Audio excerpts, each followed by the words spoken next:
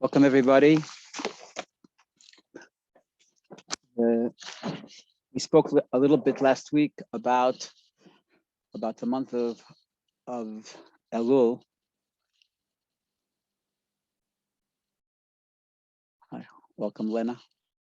So I wanted to say we're going to, there are so many things that speaks about the month of Elul. Perhaps the most famous idea in Chasidic is what the Alter Rebbe, Shnei Zalman of Liadi, the person who wrote the Tanya, brings of the king in the field. The whole year the king is in the palace, and for 1 month a year the king comes out to see the people, and the people follow him back to the palace, and whoever visited the king in the field can join the king in the palace. We spoke about it last week. There's another idea about Elul being like Ari Miklat. There was a place where a person who killed somebody accidentally could able to run to protect himself from the avengers of the family. There's a third idea about Ani l'doidi v'doidi li. I am for my beloved and my beloved is for me. Whatever I do to come closer to Hashem during the month of Elul, the doidi li, my beloved, will be for me. During the month of thy holidays, all of the flow of energy will come.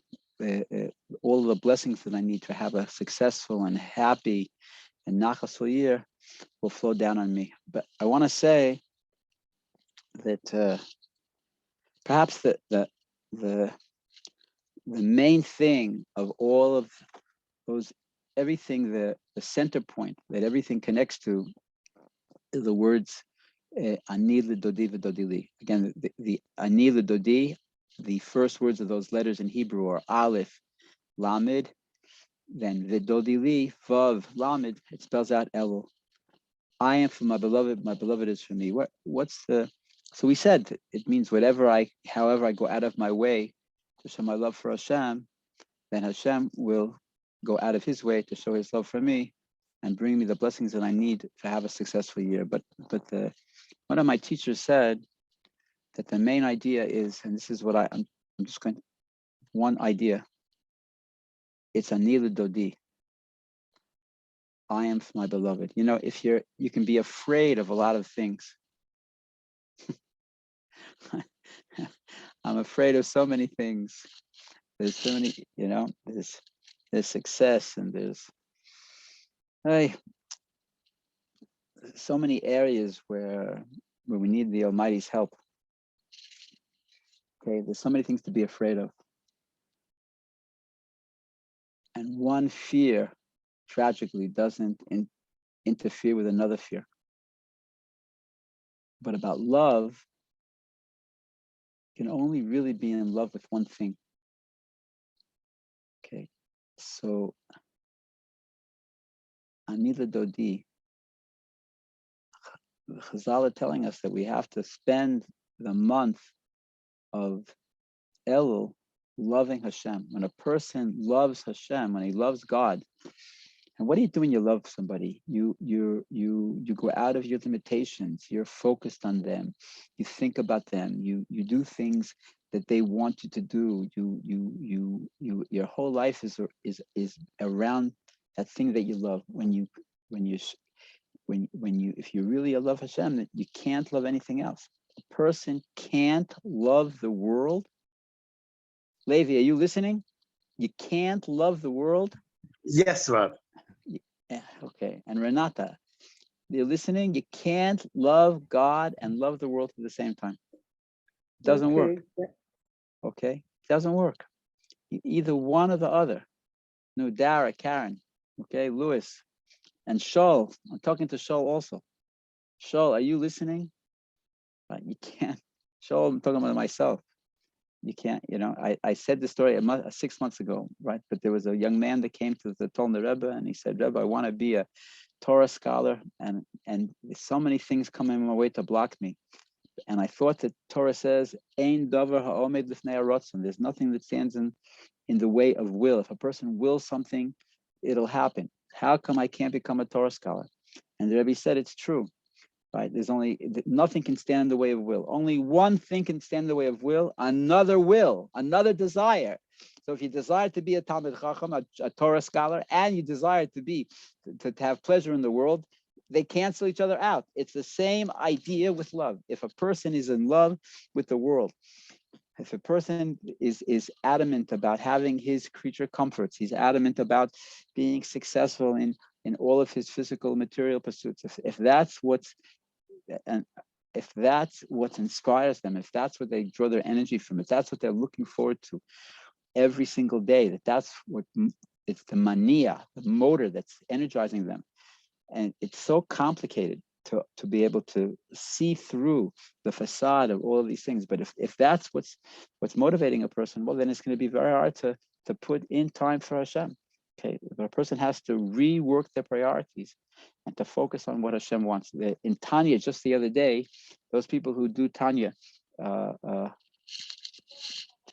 the daily portion of Tanya, it said a thing that you could think is perhaps very harsh. It said that when it's incorrect to work hard to make money to support your family because you love your family.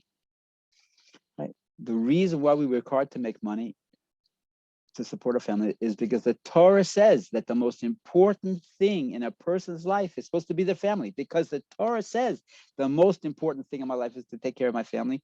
Therefore, I'm going to work hard to make money, not because it's for me, not because it's for them. It's because the Torah says that, and that's the way we have to look at everything, and that's particularly the way that a person has to work on preparing for the high holidays. Okay, that he has to find that place in himself where he loves Hashem. Okay, and one of the things that I suggest, and that's why I think that the rabbi, the longest prayers are in the morning. Okay, that each of the prayers, tefillas keneged karbonos tiknum, that the prayers were made in relation to the offerings today, instead of the offerings that we could bring in the temple. Please God, the temple will be rebuilt and we'll be able to serve Hashem with the temple. But until the temple is rebuilt, the prayers that we say, these are in place of the offerings in the temple. And the morning prayers is connected with the tamidin, the daily prayer in the morning. Okay, and that when a person is fresh, and when a person is focused, and before a person gets involved in this thing, if he makes an effort to focus really in his davening and his Torah study, and that's where he puts his initial focus, then he'll see that later in the day all the other things come through, and he's able to also clear that his main love, his main focus is on a Kodesh Baruch Hu. Okay, may we have a successful month of Elul, and I'm already, Rosh Chodesh ended here a few hours ago. I'm already finding it difficult. Rosh Chodesh is very good, okay, and I'm already, I feel like I have to refocus my efforts, and so I'm going to tell you. I saw a story. We're going to tell a story from the Ba'al Shem Tov. But first, I told a story about there was the Maggid of Mezrich, the main student of the Ba'al Shem Tov. So he had a base Medrash. It was in Mezrich. Dov Ber of Mezrich had his, after he took over the leadership of the Chasidic, the fledgling Chasidic community from the Ba'al Shem Tov, he made his home in Mezrich. Okay, and he had many students. One of the students was Aaron of Karlin. Aaron of Karlin, so it says one night, late at night, Aaron of Karlin was sitting in a corner, and the other students see his lips moving, right? And he's sitting there for quite a while, and then all of a sudden, the Masharis, the servant of the Maggid, comes in and bangs on the table, and he says, "Tell Aaron of Karlin to stop saying Shir Shirim." Right, because his Shir Shirim is making a rash. All the angels in heaven are going crazy from his saying the Song of Songs. This is a love song between Hashem and the Jewish people. Like all the angels are going crazy, and the Maggid can't sleep. Right. So there was a very famous chassid of the Alter Rebbe. His name was Hillel of Parch. What did Hillel of Parch say that you learned from the story? That look how great the Maggid was, that even though the saying Shir Shirim by Aaron of Karlin was making all the angels go into ecstasy. The whole heavenly court was in ecstasy from a flesh and blood person who was able to say things with such purity in this physical world, right? Like the angels. Okay.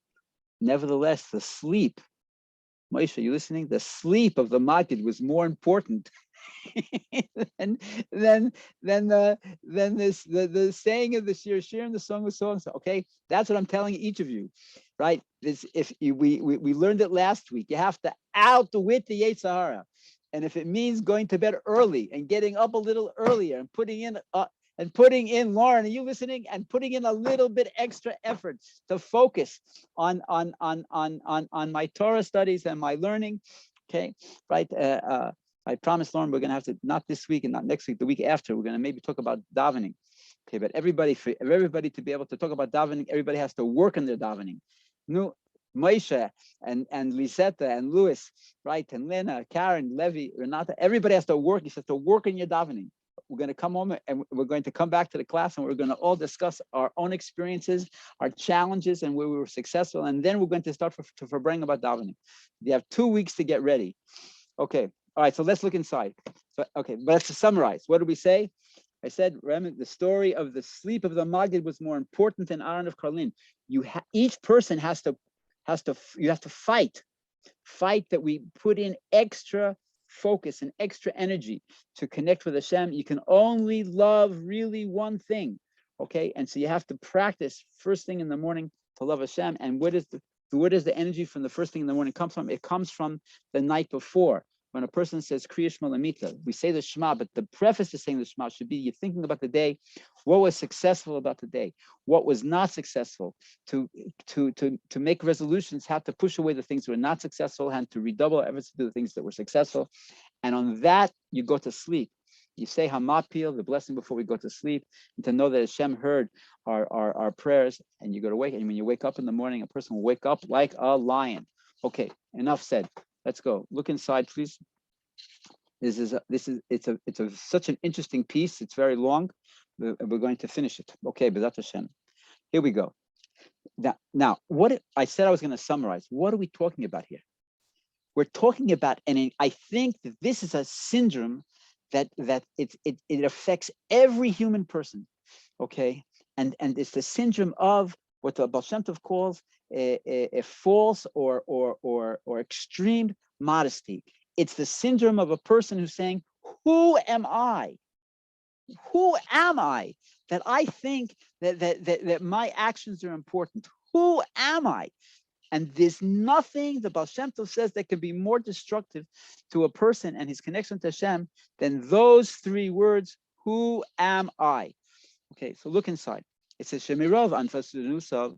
When a person is humble to an extreme, okay, I just want to say before, when a person is humble to an extreme, when a person says, right, my actions, who am I to think that I can come close to Hashem, that I can serve Hashem? So it says, Shemirov Anfanusav Shala Adam, from this over extreme perception of what's required of humility. Okay, all right. No, but I'm not. We'll say it later. Okay,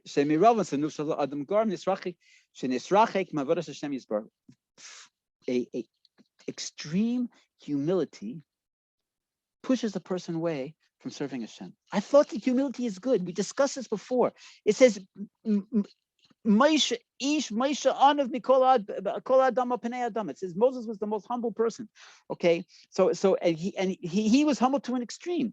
What did it mean that he was humble though? He understood that everything that he had came from God. It wasn't his, and so he had to. It didn't help to hold him back from serving Hashem. He said, God gave me all of these abilities. I have to go crazy to use my perceptions, my prophecy, my kindness, my gevura, my chesed, my gevura, my teferes, my netzach, my holy. I have to use everything for Hashem. Okay, that's what proper humility is. What's false humility? He said, what does he say? Look at the next. Shemitzad shiflusoi, from a person perceiving himself from his negative perception of himself. He thinks that my actions are worthless.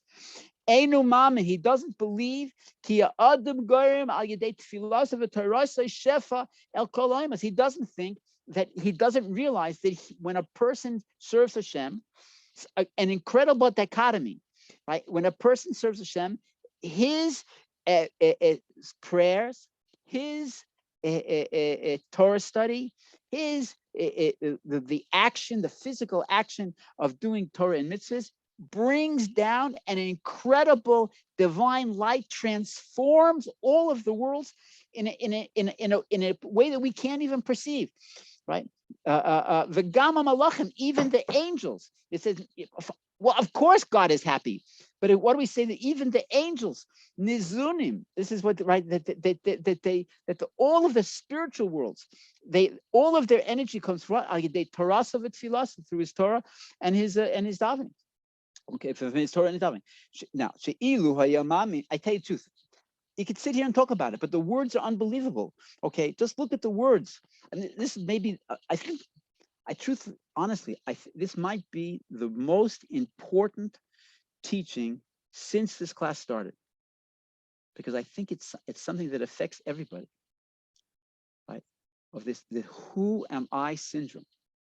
This is the evil inclination, the Yetzer Hara, just trying to stop a person from pushing forward. Okay, so he says, so we're She'ilu, I don't. Okay, again, we said that. Okay, look into the for the people who are only using the English translation. Let's go from a person's extreme modesty, right? He causes it to push him away from serving God. That because he perceives himself inappropriately as being very lowly. Okay, he doesn't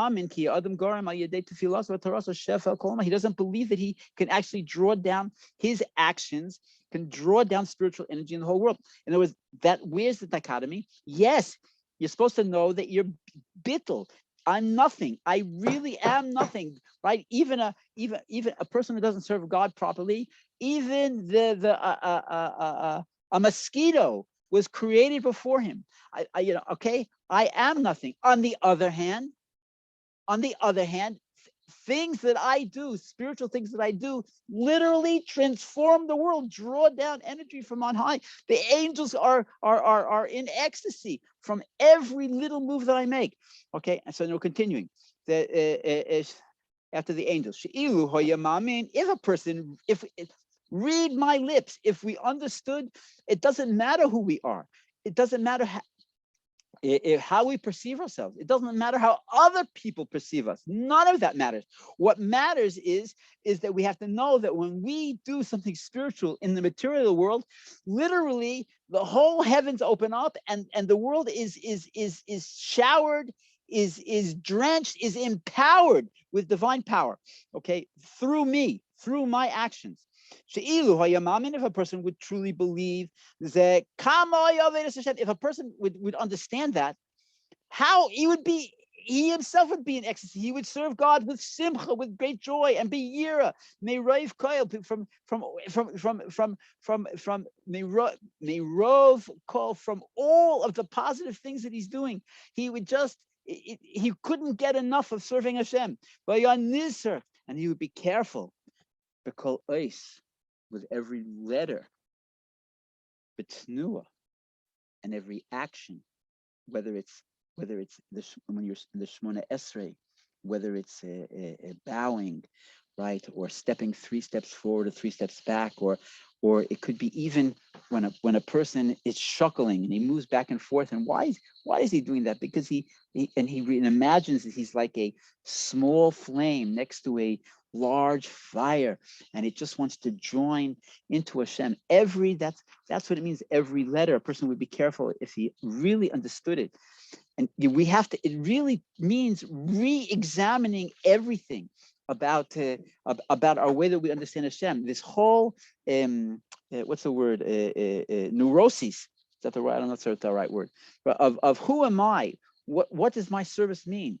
It doesn't mean, and a person could actually say, because of a low opinion of themselves, that it's not worth anything. And he's saying, no, it's not true. Yes, I have to understand that I have plenty of faults. There's many things for me to work on. Nevertheless, what I do, right, can transform the world.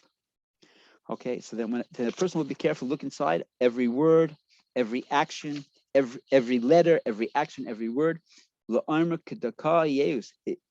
exactly how it should be. Because when I do it exactly the way it should be, then those actions are able to pierce all of the heavens, to get up and to initiate what's the word, like when you make it, to make it rain, so what's the word from when you make it, to when you seed the clouds, there's a word for it. Oh, it doesn't matter. Okay, that when you have to do things in a proper way, because that's the way that the prayers were, the words of the prayers that the rabbis gave us, and the words of the Torah, they themselves are like puzzle pieces or keys that actually fit into the heavens and open up the heavenly gates to bring down the energy. Okay, and now we're going to continue. Okay, so what do we say so far? Push away low self-esteem when it comes to doing Torah and mitzvahs. Of course, I have many things to work on. Of course, I'm not perfect. That's not what's the question? That's not the issue here. The issue is that I am a instrument, a vehicle for drawing down divine energy. Okay, and that everything that I do transforms the world. Okay, so he says v'gam letet lev, to also to put my heart on, to focus. El Masha Amar Shlomo Olav Shalom. What did King Solomon say in Tishkavun Ben Sfasayim? Now, okay, this is a pasuk from Tehillim, the 68th Psalm. Okay, and what's the pshat? What's the simple explanation? Tishkavu means to lie down, Ben Sfasayim, between the lips. The lips of what? So it used to be, how would they cook? They would take they would make out of stone and mortar a box. And on the bottom of the box would be a hole, and on the top of the box, on the side, on the bottom of the box would be a hole, and the top of the box would be a hole. They would push in wood into the hole in the bottom and light the fire, and the heat would be focused to come out the hole in the top. Okay, so it was like a kirayim, like a stovetop, and the stovetop was always be filled with soot. It was black and greasy, and the grease from the food would fall there, and the soot and the grease would come together, and it was just, and so a person who would lie down on the stovetop when it was hot, when it was cold, but he would get all dirty with all the this sticky black soot. Okay, and that was an analogy towards the exile, towards the time when God is hidden, and it's so hard not to get coated with soot, not to get depressed, because it's so hard to find Hashem. That's the pshat. The Ba'al Shem Tov says no, we're going to explain it a different way. Okay, but again, look at the words tishkavun ben sfasayim. When a person lies down between the lips of the stovetop. Okay, so no, he's explaining it in a different way. Am I being clear so far? Does anybody have any questions? No, Lena Maranova. Any questions? No, Rabbi. Levi, I didn't call on you. No, sorry. I said Lennon, not Levi. Okay, let's go. Okay, but if anybody has any questions, stop me, please. What time is it? We have time. Okay, so a person. I will. Don't worry. Thank you, Moshe. When a person lies down on the lips, when he lies down on the thing, and now how does the Ba'al Shem Tov say? He's going to take it from one extreme to the other. He says, "Shakadosh Baruch Hu shomer." What is the word? He says the Yaakov Sharma said when Yosef would come to Yaakov, and he would say, "I had this dream about everybody bowing to me, and I had this dream about about sheaves of grain bowing to me, and the stars bowing to me." Right, and he yelled at him. He says, "Are you crazy? Who are you? What? Who are you? Why are you having these dreams? Okay, cut it out." But it says afterwards, it says V'Yaakov Shamar Sadavar. He held on to it, right? He was looking to the future to see what would be. Okay, and so he says, "Hakadosh Baruch Hu Shomer." God is focused on us. Shoked is focused. Shomer, he's holding on to us. We're Where his center, Veshoked, and he's focused on us. Al Sisei Ada, on the lips of a person, the Noshka, to kiss him, right? When a person says Torah and tefillah, studies Torah and prayer with proper fear and of awe and love of Hashem, okay, when the words come out of his mouth, again, we said before that the Torah and tefillah is God. There's not two gods, there's one God. God's Torah is God's will and wisdom. The prayers that God commanded, that's God. So when a person says the words of Torah, literally, God is there on the exit point, kissing that person on the lips. He's connected to the person on such an high and intimate level. That's the power of our divine service.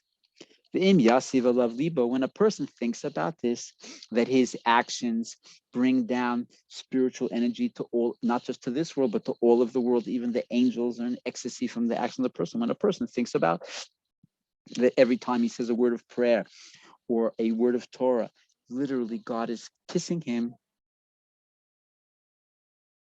Well, what does that do to the way that we perceive our actions? He says, that's what he says, Bavadai. Which person will not be gripped with trembling and sweat because he understands that he's literally in the presence of the Almighty. Shehamelech Godol, the great king, Venoira, the awesome and great king, Shomer v'Shoked, is waiting for him, is focused on him, on Asfasayim Shel Adam, on the lips of a person of Nivzevich, V'Chadal Ishi, of this lowly person. In Tanya, in the 41st chapter, it really says it out, right? No matter, right? How should a person feel, right? If the king himself and all of his familia, his whole entourage come out and they take a person who's literally lying there in the gutter and he's filled with filth, he's covered with filth, and the king and his whole entourage take him into the palace and they clean him up, and the king takes him into his inner chamber out of pure love and hugs him and kisses him. Okay, when the king would show that love to this lowly person, no matter, even if the person had a heart of stone, I'm just quoting from Tanya, a heart of stone, he would still love Hashem in return so much, because look at how he treated me with such honor and love, even though I don't deserve it. Okay, that's this whole idea. No matter how lowly a person is, we have to understand that our actions transform Poshet Mishana Eilamos, they transform the worlds. That when we say words of Torah and Tefillah, God is literally kissing us. He's there. It's like Yaakov Shomer Sadavar. Yaakov was waiting to see Joseph's greatness. So also God is waiting there to hear our words of prayer and to be in union with us. Okay. Who wouldn't be, looking in the English text, who wouldn't be gripped with trembling and sweat, the Hamelach HaGodol V'Noira, that the king is waiting for us and Shoked, focused on us, on the lips of a person, even though he's Nivze V'Chadal Ishim, even if he's very, very lowly. Okay, V'hu Me'ein Sha'amar Razal. This is what the rabbi said. Okay, so this is, so Anvasanuso Shel Rebbe Zachariah Gora Machurban. This is a Gemara. Okay, what do the words mean? That the humility of Rebbe Zachariah caused the destruction of the second temple. I'm sure some of you know the story, but I guess we're going to say it because the story is beautiful. Beautiful. It's tragic. Okay, there was a person, his name was Kamsa, and he ran a big party. And he says to a servant, go out and get Kamsa, right? No, there was a person, we don't know his name, right? And he ran and made a big party. And he says, go out and get my friend Kamsa. So the servant was a new guy. And there's two people in town. One was Kamsa and one was Bar Kamsa. So he went and got Bar Kamsa. So Bar Kamsa was the host's enemy. Okay, but he's invited to a party. The person's reaching out. He wants to be friends again. Well, that's great. So he puts on his nice clothes and he comes to the party. As soon as the host sees Bar Kamsa walking to the party, he says, what are you doing here? You're my enemy. Get out of here. and Bar comes and says, "Don't embarrass me. Please don't embarrass me. I okay, it's a mistake. But I'll let me just stay here. I'll be very low profile. I'll pay for everything that I eat and drink." And the man said no. And then Bar comes and said, "I'll pay for half of the party." And the man said no. "I'll pay for the entire party." And the man said no. And he took him by the hand and threw him out the door. Bar Kamsa was so infuriated, right, that he was treated, and he said more than that, the rabbis, great rabbis, were sitting there at the party, and they didn't, what's the right word? They didn't stop him. They didn't They didn't reprimand him. They didn't intervene, or how would they intervene? By reprimanding him, that he's treating me in such an inappropriate way in public when I gave him a chance. But okay, I'm going to take revenge on the whole Jewish community, because the leaders didn't come to help me. And he says, goes to the emperor, okay, and he says that the Jewish people are going to rebel against you. And the emperor says, "But there has been no rebellion. Why do you say that? And how do I know you're telling the truth?" He says, "Send an offering, and you see they won't accept it." So he gave him a very beautiful calf, and Bar Kamsa takes it to the temple. But what does he do? On the upper lip, even the Romans understood about offerings. They also did animal offerings, okay? They did it to their gods, and we do it to God, okay?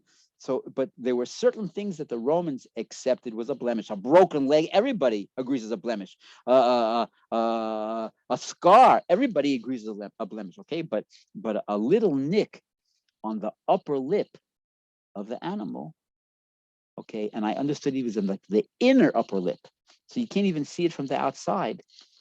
That's by the Romans, that wasn't called a blemish, but by the Jewish people it was called a blemish. And Bar Kamsa brings the animal with this very, very, very subtle blemish to the Beis Hamikdash, and he wants to bring an offering for the emperor. And so the rabbis understood what's going on. He wants to bring the Romans to on the Jewish people. So all the rabbis that were there, the Sanhedrin, they had a place right there at the Temple Mount. They said, even though it's forbidden, we should bring the offering. And one of the main scholars, his name was Rabbi Zachariah, and he said, "No, you're going to bring an animal with a blemish. People will think that animals with blemishes are allowed to be offered. No, you can't do it." Okay, and then they said, "All right, so then we understand, we hear you. Okay, you're a Torah scholar, and that's okay. So let's kill Bar Kamsa, right? Okay, because he first of all, a person who wants to bring an inappropriate offering to the temple, the person is chayav misa. His life is forfeit. Okay, so let's kill him. And anyway, so he won't go back and report to the emperor what happened. Okay, and then Rabbi Zachariah said, "You're going to kill a person for nicking the lip of an animal?" Okay, and so they didn't bring the offering, and Bar Kamsa went back and reported to the emperor, and because of that, that was the beginning of the tragedy of the temple being destroyed. So in other words, it was from his false modesty. In other words, what he should have done, he should have said, "This person is acting in an outrageous way. Okay, either let the animal be sacrificed, or let's or if his life is forfeit, take his life." But because Rabbi Zachariah had this false modesty, and he said, "We're going to kill a person for doing this little nick, and we're going to do." Okay, because he didn't take the Torah on the level, on the full level that it was supposed to be, that he mixed up his own perceptions with it, that was caused the temple to be destroyed. So he says similarly back inside. So after it's about, again, we're in the English text that the humility, the false humility meaning of Rabbi Zachariah caused the destruction of the second temple. Kacha Adam Roy. So each and every person, each and every one of us, Lasum Lev, to focus, to pay attention. Lomar Kihu, what is he? What's the analogy? How can you be bittul? How can we know that we have so much to work on, and yet at the same time that we know we have so much that our actions can accomplish so much? So there's a beautiful analogy. Sulam Mutzav Artzav Rosho Magia Shemaima. That each person is like a ladder. What's the whole thing of a ladder? A ladder has to be pushed on the ground. as low as you can get on rocky ground where it can't, where it has to be exactly stable. That goes on a person being lowly. Plus, it's stuck in the physical world, material. He has lots of things to work on. Okay, yet the Rosho Magia Shemaima, but its head is reaching to the heavens. It literally reaches into the heavens and can transform the worlds. The call to new Osav, and a person has to. I feel that the Ba'al Shem Tov is in a certain sense repeating himself, because it's so he wants to imprint this idea in each of us. Okay, so everybody read the words like a ladder where its feet are on the ground, right? That it's founded on the ground, right? Yet its head reaches into the heavens, right? And every call to new Osav, every action, every askav, and each of his to new Osav is his movements, the askav is his actions, the diburo, and his speech.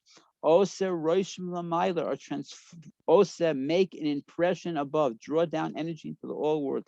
The vadai, when a person thinks that, I don't, who am I? really, who am I? Who am I? But from when I started studying this a week ago, it's already it's became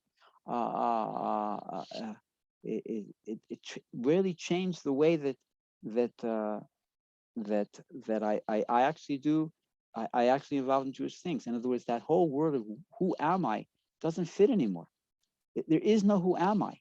You are an instrument for bringing in divinity into the world. That's what you are. And it doesn't matter what a person ate that day, or whether they put on tefillin or not, or whether they spoke nicely to their children, or they got into a fight with their neighbor. It doesn't matter, right? Because a person is still an instrument for drawing down divinity into the world. Call to know also of every action, askav, and every activity of every dibur, also roshim lamayla. The vada, when a person realizes that, yizayer b'kol drachav, he'll be careful about everything, all of his things, right? In other words, that's what we say. No, what's the 1 second?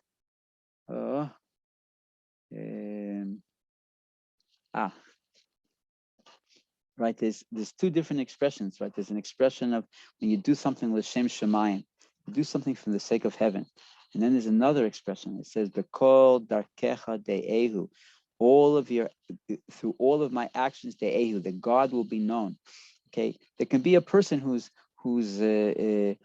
not careful, who person could do everything l'shem shemayim, for God's sake, but he might not be like to the nth degree careful about every single small move, because in general everything is for this. I'm doing this. I'm eating this apple because I need energy to do Torah and mitzvahs. That's why I'm eating it. Okay, but when it comes to how you eat it, do you stup the whole thing in your face, or do you cut off little pieces, or do you take each bite with thinking about how am I serving Hashem, right? When a person does things, b'kol darkecha de'ehu, that in all of my ways God should be revealed. He's like a merkava. He's like a chariot carrying Hashem, hurtling forward, into the universe and drawing down divine energy into the world. Okay, so that's what he says. But bevadai yizoyer, a person will be careful, b'kol drachav, in everything that he does, in all of his ways, for askav, and his actions, sheyil l'shem shemayim, that it should be not just in general l'shem shemayim. Each detail should be l'shem shemayim. It's not easy. It's not easy at all. It's not easy at all. It takes practice. Like a lot of things we spoke about, it takes practice, but it's possible. It's possible. The people who come regularly know me. I am, right. I'm the only difference I think between you and me is I live in Sfas Yer HaKodesh, and my Hebrew maybe is better than some of you. Maybe not even better. Maybe some of Hebrew is better than mine. Okay, but I'm telling you that it's possible. And you don't have to start with everything. You start with one thing. Start with one blessing in the Shemona Esrei. You start with morning blessings. Okay, you start with one thing where you require from yourself that you're going to say it remember we said before, the way that it should be said. Okay, right. It doesn't take any extra time. It just takes extra focus. Anyway, so we said, look back in the English text. It says, "B'vadai, a person will most certainly yizor b'kol drachav v'askav," right? Askav sheyi l'shem shemayim. That every detail should be for Shem Shemayim, not just in general. Masha ein kain was not the case. Adam, when a person thinks, right? Ma ani safun. Ma ani safun is Hebrew for who am I? Am I so important? My actions are important that that they can damage or the taken or to repair, to fix things that are happening l'mayla ulamata in the heavens and in the earth. She nirsham askai l'mayla, that everything that I'm doing will be written above. Okay, that's how a person, when a person thinks that their actions have no value, and that God doesn't even, when somebody's mad at somebody, they don't look at them. In other words, there's an expression for it, like you're not, I don't even register you. You're nothing. Okay, when a person thinks that about themselves, that they're nothing, and that God doesn't notice them and doesn't is lo machshiv them, doesn't consider them, then of course so as he goes according to, he does whatever he wants, because God doesn't see him. My actions are not important. I as far as God's concerned, I don't exist. Okay, that's what sharirus liboy for my heart is in charge, right? The yomer ach shalom yeli, and he believes falsely that ach shalom, God doesn't see me, and my life is going to just be normal. Be normal. Okay, shalom. I'll have peace. I'll have peace. Okay, and it's not true. It's not true. Right? That every action that he does makes a roshan, makes an impression in heaven, whether in a negative way, God forbid, blemishing, bringing, how do you say, blemishing something? He's damaging it, God forbid, or in a positive way, he's repairing it, making it whole. And in truth, it's not true at all. Through a person's positive actions, who dovuk bo is baruch mimech. He's connected to Hashem. Like we said before, when a person is in love with Hashem, he's connected to him. And that's the most important thing. Like it says, that a person has to go in God's ways. Everything that I have to do, I have to, right? It's not just, again, a general thing, it's a specific thing. Okay, and each person in their own level, right? Each person and each action, how they perceive it, in terms of how they think that God perceives it. Okay, and you start with the things that are clear, and you move on to the things that are, and you broaden your circle piece by piece. So he says, rachum lamata. When a person. So now he's going to take. Okay, so again, where do we say so far? We said number one, push away the false humility, because false humility pushes a person away from serving Hashem. When a person thinks, "Who am I?" then he thinks that every action of his is not important. Okay, then he actually stops serving Hashem. Okay, and but if a person would really realize that every action that he does draws down divine energy into the world, or literally when he says words of Torah and feel that God is kissing him, like the king picking up a person who's dirty and disgusting and brings him into his inner chamber and hugs him just out of pure love. Okay, we have to respond to Hashem in that way, because that's what we spoke about till now. Okay, and okay, so now he's going to take it to even more specific. He says, "Ba'al yidei v'yidei rachum lamata." When a person is merciful below, merciful to other people, nisayra midazu shel rachum lamayla. He arouses also this attribute of mercy on high. Okay, so it's not just in general that when I do something, God forbid, negative, I'm losing an opportunity. Right? When I do something positive, I'm drawing down divine light. It's even more specific. When I do a positive thing, like I'm merciful on another person, even though I don't, maybe part of me doesn't think that they deserve it. Okay, then when I do midazu, so rachum again.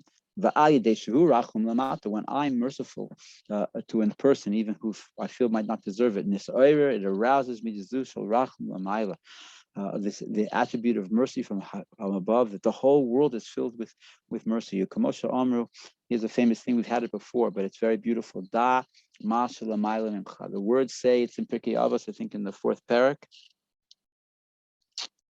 No, the second parak, the first Mishnah. Know what's above from you. Person has to know what's above from you. What does it say? Ayin royev, ayin shamat, eye that sees and the ear that hears. So how do the Chasidim, some people say it in the name of the Ba'al Shem Tov, some people say it in the name of the Maggid, each one with a certain difference, slightly different thing. Some people say in the name of the Alter Rebbe. Dama shelamayla, know what's from above. Mimcha, from us. We are the ones that are drawing down, whether for good, hopefully for good, or God forbid for negative. We're the ones that are drawing down the energy into the world. Again, read the words in Hebrew. I don't know how I translate it into English. It says da mashalamayla, know what's from above. It's not once, you can read it straight. Da mashalamayla mimcha, know what's above from you, or you can read it, know what's above, kama, from you, from each of us. Rotzaloma mimcha, right? From us, teda. That we have to know it's from us. Teda, the eiz midushin, or whatever attribute, becha, whatever attribute I feel, if right then I'm feeling, God forbid, angry, I'm drawing down anger from heaven. Wow. I tell you, the first time I thought about it, it scared the wits out of me. A person who's a fiery person, right? If a person has anger below, he's drawing down anger from above. If a person has kindness below, he's drawing down kindness from above. Okay, there's, and the Ba'al Shem Tov closes where he says, V'zeh shekosov, this is a pasuk, v'nasan lecha rachamim b'rachamecha. What does it mean that God gave? The words, look at the words. V'nasan lecha rachamim. God says, I'm giving to you rachamim. What does that mean? If he's giving to us rachamim, and the rachamcha, and I will be, one second. No, the rachamcha, my son Mendel, but he'll wait a few minutes. When a person, it says, "V'nasan lecha rachamecha," that God, what does it mean? He's making us merciful? No. The commentaries say that he gives us the opportunity to be merciful. He sends us someone who deserves our mercy. And he sends us the opportunity, because God runs the whole world, of course. He sends us the opportunity. When God sends us the opportunity, right, then and we show that attribute of mercy, then from above, God showers the world with mercy. Right? And so he's speaking only here about positive things. What about negative things? So there's a story about the whole story of the end of the life of Shnei Zalman of Liadi, of when he passed away.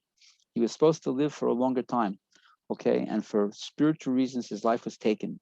But there were certain things that happened on the days before his death, right? That were the outward manifestation of him losing his life. But there was they had given instructions to go right at a certain fork instead of left, and they made a mistake and they went left instead of right. Okay, it's his son actually made the mistake. Okay, what a tragic thing, what a traumatic thing. Okay, and then they all saw that the Alter Rebbe was life force was lessening, and so his grandson, the Tzemach Tzedek, was singing a nigun, a certain melody. That the melody was a melody of bitterness, because he felt bitter, because he was losing not just his grandfather, but his mentor, his mentor, okay, that they studied every day together. And the Alter Rebbe came to him and said to stop it, right? That not just that when we are positive below, do we draw down positive energy from above. When a person, God forbid, is negative below, they draw down negative energy from above. Okay, so it goes both ways. Okay. Thank you very much. I think we finished for the day. Okay. Does anybody have any questions? Oh, 1 second. Oh, wait a second. We have to. Liba told a joke before. Oh, now somebody's answering the joke. What was the? How do I read the things here? Oh, chats. 1 second. Now we can say Liba's joke. Where's the joke? I can't find it. Oh wait, I got it.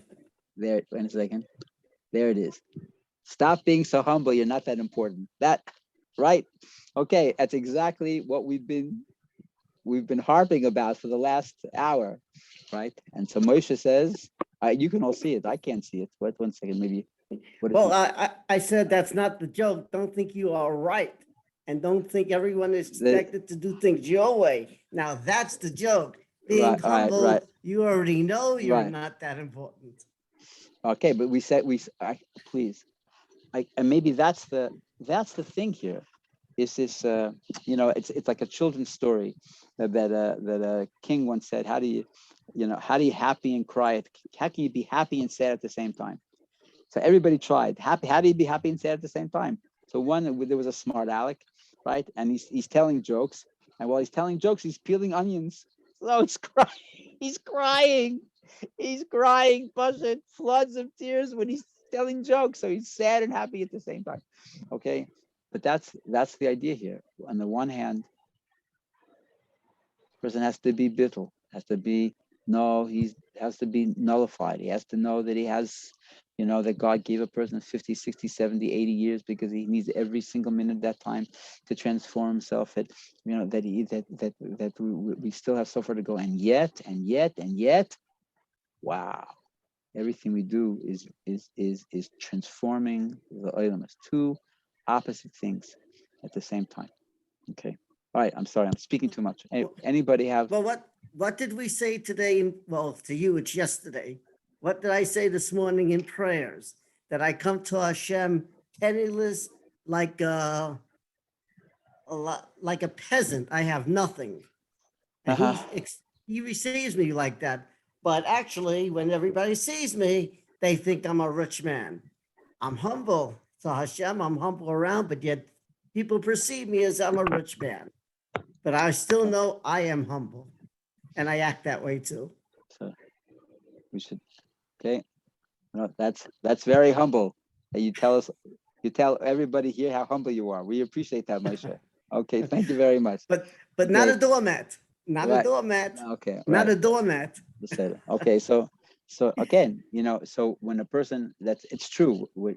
First of all, the joke is true, right? It's a joke, right? Don't be so humble, you're not that important. But the idea of when the Gemara says that a person, especially a Torah scholar, has a shminish of ga'ava, an eighth of a thing. Okay, so again, what's the byproduct of a person that on the one hand they know that they're insignificant, on the other hand that their actions can transform the world. Okay, so the point is that's the whole story with Zachariah. If Zachariah, Rabbi Zachariah, if he held from himself, if he didn't have this weird personal view, he would have said, this person is trying to destroy the Jewish people. I have to act either one way to bring the offering, okay, or the other way, kill him. Okay, each one took a certain breitkeit, each one took a certain pride in who you are, in your connection to Hashem, and he was lacking that. Okay, so it's both things together. On the one hand, we know that we have to work on ourselves. On the other hand, don't lose sight of what your power is. Your power is you are connected to Hashem every time you say a word of Torah or a prayer. Literally, HaKadosh Baruch Hu, Melech Malchei Hamlochim, HaGodol VaHaNoira, the King of Kings, the great and awesome, is kissing us on the lips. He's lifting us out of the refuse pile, okay, and elevating us. That's the idea, and that's the way that we have to go about B'ezrat Hashem preparing for the high holidays. Okay, I'm finished. No more talking. Anybody have any questions? Rabbi, can I say something, please? Absolutely. In my humble opinion, But all the boys are talking, not a word from the women. No, yeah. so in my humble opinion, I think this was one of the best shiurim that I've heard since I started following them. So I wanted to thank you from the bottom of my heart. This was great, and I can't wait to get the recording so I can listen to it again and again. It was, and I say Hamavorech Nizborech. I'm telling you, for me, thank you very much for the opportunity. It changed my life, and you know what? We should use it.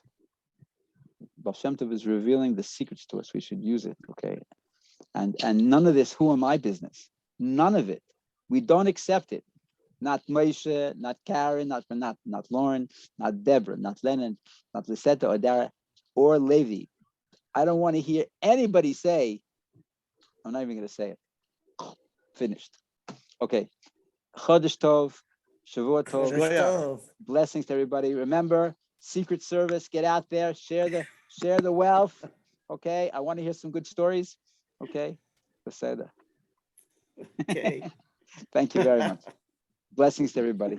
You. Thank you, guys. I appreciate each and every one. Shavua Tov. Bye-bye. Shavua Tov. Thank you very much.